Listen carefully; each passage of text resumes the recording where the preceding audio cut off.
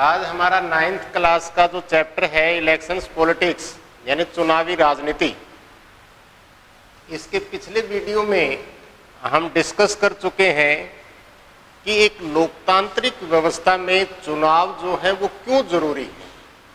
जैसे पिछले वीडियो में हमने डिस्कस किया कि भी वास्तविक प्रभुसत्ता संपन्न जो है वो जनता होती है और जनता जो है वो प्रत्यक्ष रूप से शासन में सीधी भागीदार नहीं हो सकती। और उसके कारण मैंने आपको बताए थे, वो 4-5 कारण हैं।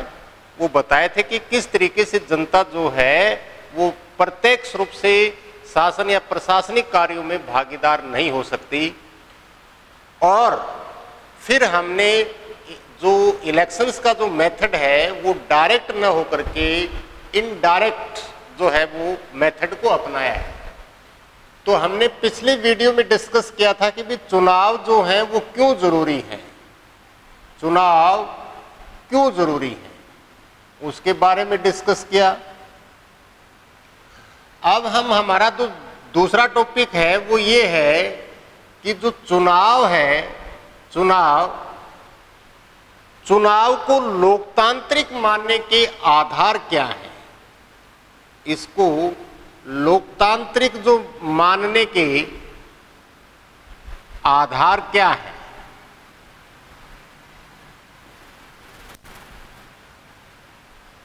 तो सबसे पहला देखो, सबसे पहला तो है कि भी चुनाव जो है वो फ्री एंड फेयर तरीके से है। यदि चुनाव में धांधली होती है, सरकारी मशीनरी का दुरुपयोग होता है, या मतदाताओं को डराया धमकाया जाता है, या उनको घूस दी जाती है, या जानबूझ करके जो आपके सेंटर हैं, बूथ सेंटर, वो दूर बनाए जाते हैं, या बूथ कैप्चरिंग करना, यदि उस चुनाव में इस प्रकार की धांधली होती है तो उसको हम लोकतांत्रिक नहीं कह सकते। तो उन सभी चुनाव को स्वतंत्र और निष्पक्ष करवाने के लिए अपने संविधान निर्माताओं ने एक स्वतंत्र चुनाव आयोग जो है इलेक्शन कमीशन ऑफ इंडिया, उसका गठन किया है।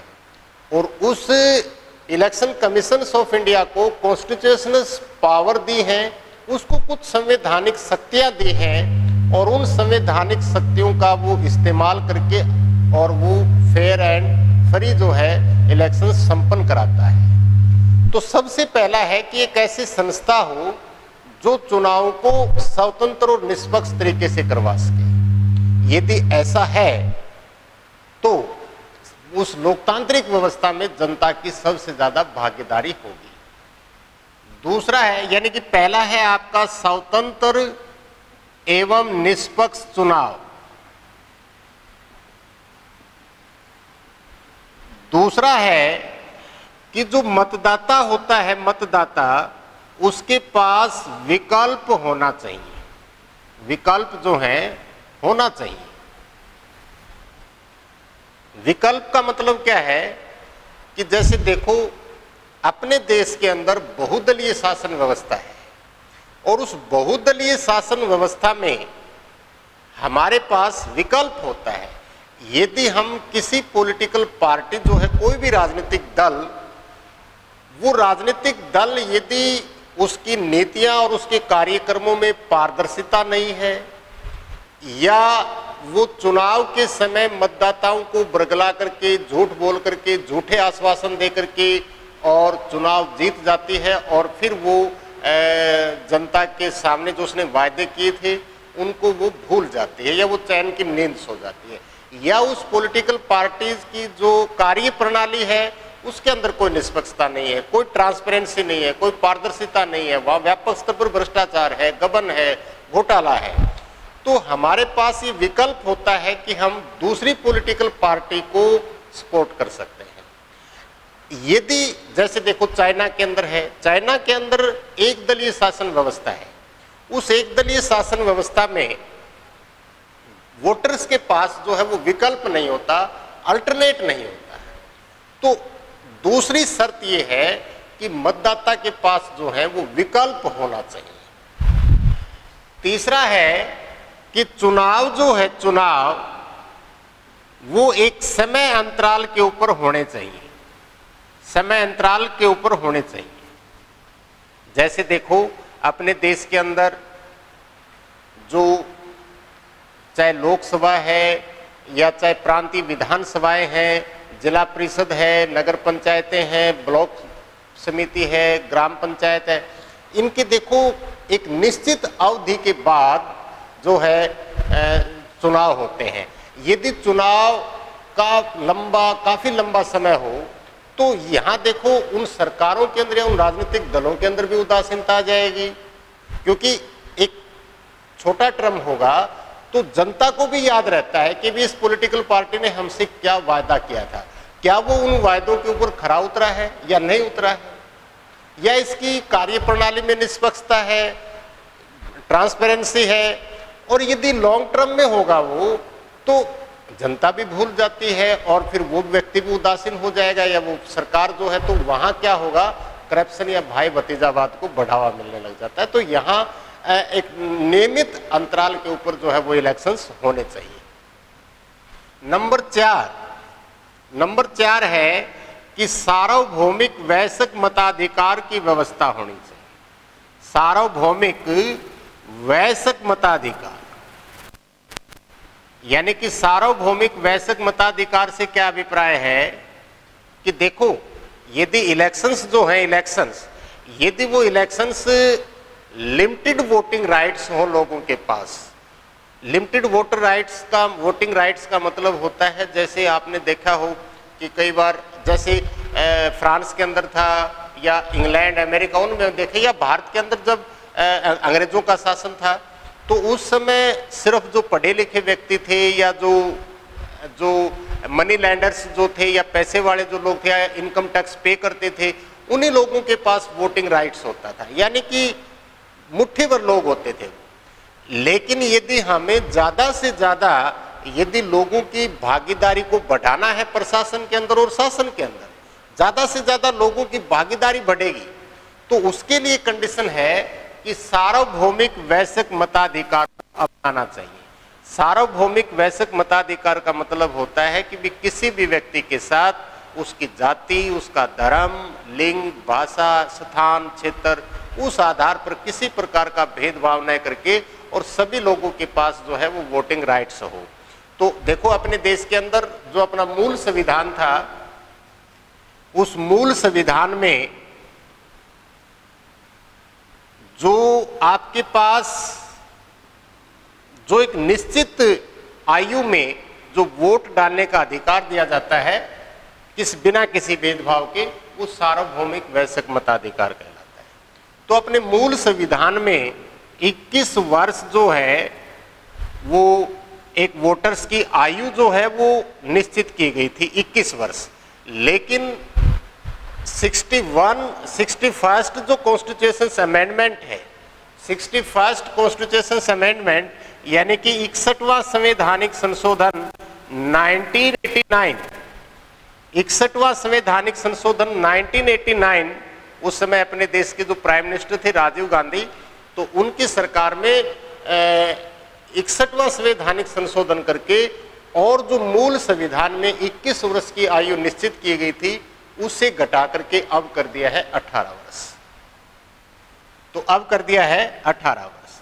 तो सार्वभौमिक वयस्क मताधिकार की व्यवस्था होनी चाहिए, चुनाव समय अंतराल पर होना चाहिए, लोगों के पास विकल्प होना चाहिए। यदि कोई राजनीतिक दल अपने संविधान अपने जो कार्यक्रम उनको अच्छी प्रकार से लागू नहीं कर सकता है तो चुनाव के दौरान लोगों को उन राजनीतिक दलों से सत्ता से दूर करने का विकल्प अल्टरनेट उनके पास होना चाहिए।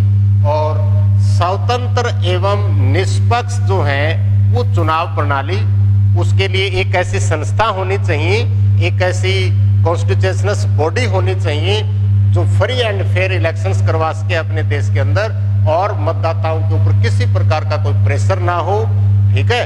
और एक सरकार भी जो है अपनी सरकारी मशीनरी का दुरुपयोग ना करे, तो एक ऐसी एजेंसी होनी चाहिए जो स्वतंत्र और निष्पक्ष तरीके से अपने चुनाव को संपन्न करा सके। तो ये किसी भी देश के अंदर चुनाव को लोकतांत्रिक मानने के आधार है।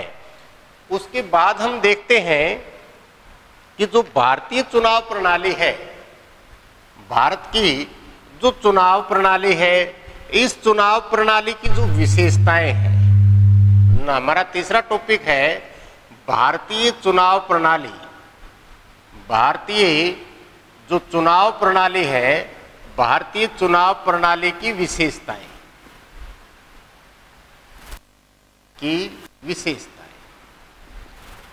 तो देखो, सबसे पहले हम देखते हैं कि भारतीय चुनाव प्रणाली की विशेषताएं कौन कौन सी होती हैं। तो सबसे पहला है, जो भारतीय चुनाव प्रणाली की विशेषताएं हैं वो है प्रादेशिक प्रतिनिधित्व। प्रादेशिक प्रतिनिधित्व, इसके अंदर क्या होता है, देखो प्रादेशिक प्रतिनिधित्व का मतलब क्या होता है कि अपने देश के अंदर, जैसे आप देखते हो अपने देश के अंदर 543 जो हैं वो अपनी लोकसभा की सदस्य संख्या है। इसी तरीके से अलग अलग स्टेट्स के अंदर जो है, जो प्रांतीय विधानसभाएं हैं, उन प्रांतीय विधानसभाओं के अंदर भी अलग अलग सदस्य संख्या है। जैसे हरियाणा की बात करें हम तो 90 है, पंजाब की बात करें तो 117 है, राजस्थान की बात करें तो 200 है, उत्तर प्रदेश में सबसे ज़्यादा है 403। तो अलग अलग स्टेटों में आपने देखा कि ये जो चुनाव क्षेत्र जो है वो अलग अलग है। तो प्रादेशिक प्रतिनिधित्व का क्या मतलब होता है? प्रादेशिक प्रतिनिधित्व का मतलब होता है कि पूरे देश को जो विभिन्न जो निर्वाचन क्षेत्र है, उन निर्वाचन क्षेत्रों में बांट दिया जाता है और प्रत्येक जो पॉलिटिकल पार्टी जो होती है वहां वो पार्टिसिपेट करती है, इलेक्शंस में भाग लेती है और जिसको सबसे ज्यादा वोट प्राप्त होता है उसको विनर कैंडिडेट डिक्लेयर कर दिया जाता है और उसको माना जाता है एक सीट। तो यहां देखो, पूरे देश को, पूरा जो देश है उस पूरे देश को जनसंख्या को आधार मान करके, जनसंख्या का आधार मान करके, और वो आधार हम मानते हैं वर्तमान समय में जो अपने देश के अंदर 1971 यानी कि 1971 का जो सेंसस हुआ था, जो हमारी जनगणना हुई थी, 1971 की जो जनगणना है, उस 1971 की जनगणना के अकॉर्डिंग, यानी कि फिलहाल के आंकड़े नहीं लिए जाते अपनी पॉपुलेशन के, जब हिंदुस्तान की 1971 के अंदर जो पॉपुलेशन थी, वर्तमान समय में उसी पॉपुलेशन को आधार मान करके अपने देश के अंदर चुनाव करवाए जा रहे हैं। और ये ऐसा है कि 2026 यानी 2031 के जो आंकड़े आएंगे उसके बाद इसमें कुछ फेरबदल होगा या परिवर्तन होगा। तो ये 1971 की जनसंख्या का आधार मान करके और पूरे देश को निर्वाचन क्षेत्रों में बांट दिया जाता है। जो निर्वाचन क्षेत्र है उन निर्वाचन क्षेत्रों में बांट दिया जाता है। इसको बोलते हैं कॉन्स्टिट्यूएंसी, यानी कि लोकसभा और विधानसभा उसका क्षेत्र। तो पॉपुलेशन को मान करके पूरे देश के अंदर, और आंकड़े कौन से 1971, उनको आधार मान करके और अब पूरे देश के अंदर जो है वो इलेक्शंस संपन्न करवाए जाते हैं। अब देखो, आपने ये देखा होगा, जैसे हम बात करते हैं 543 जो हैं वो लोकसभा मेंबर हैं, क्या उन सभी लोकसभा मेंबरों को सभी व्यक्ति वोट देते हैं? ऐसा नहीं है।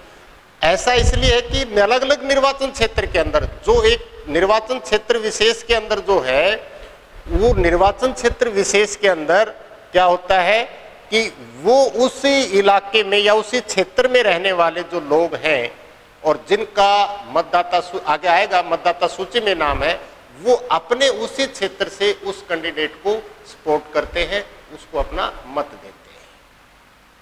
तो पूरे देश को प्रादेशिक प्रतिनिधित्व आधार पर जो है कॉन्स्टिट्यूएंसी में बांट दिया जाता है। दूसरा है इसके अंदर जो हमारा टॉपिक है वो है आरक्षित क्षेत्र। पहला तो था प्रादेशिक प्रतिनिधित्व,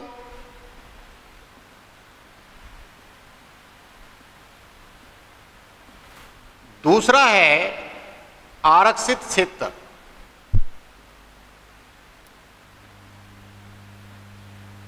देखो ये जो दूसरा आरक्षित क्षेत्र, इसमें हम क्या देखेंगे, क्या पढ़ेंगे। देखो अपने देश के अंदर यदि मैं बात करूं तो जैसे अपनी लोकसभा है, एक बात का ध्यान रखना है, आपने ये नोट करना है, राज्यसभा में रिजर्वेशन नहीं होता है। रिजर्वेशन राज्यसभा में नहीं होता है। लोकसभा, प्रांतीय विधानसभाएं,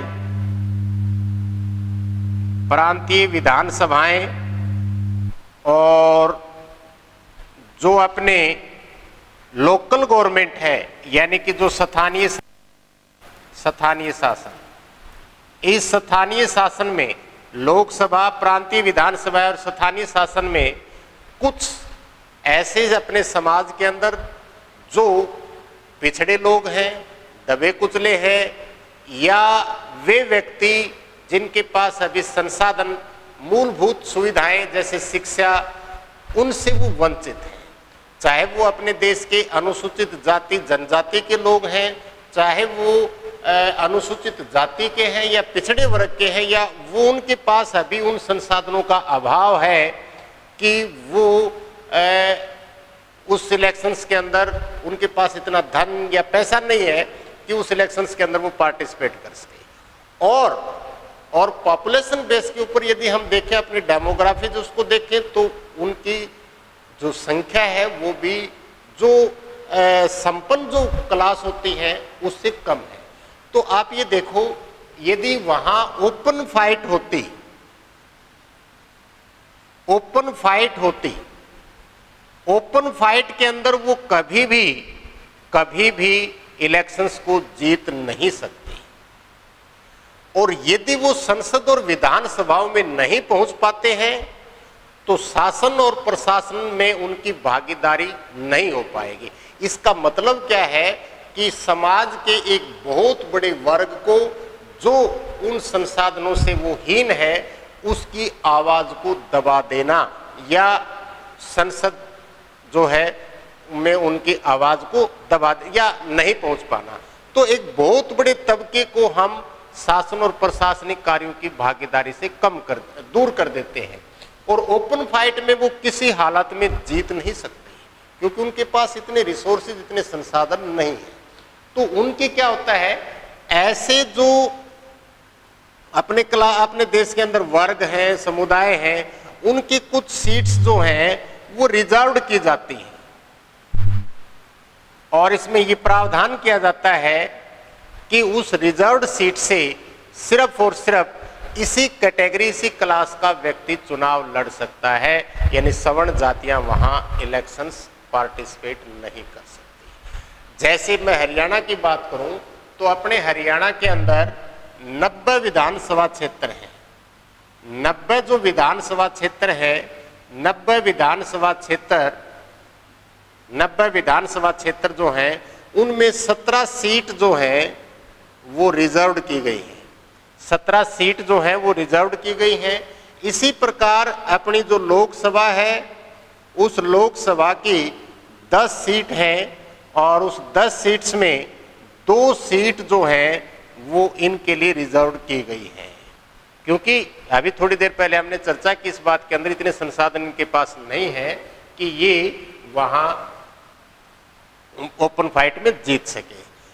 अब इसी प्रकार हम देखें तो लोकसभा में 84 जो है वो अनुसूचित जाति के जो लोग हैं उनकी सीट्स जो हैं वो रिजर्व्ड की गई हैं, और 49 जो है वो अनुसूचित जनजाति के सदस्यों की सीट्स जो है वो आरक्षित की गई है, जिनके ऊपर वही व्यक्ति चुनाव लड़ सकते हैं।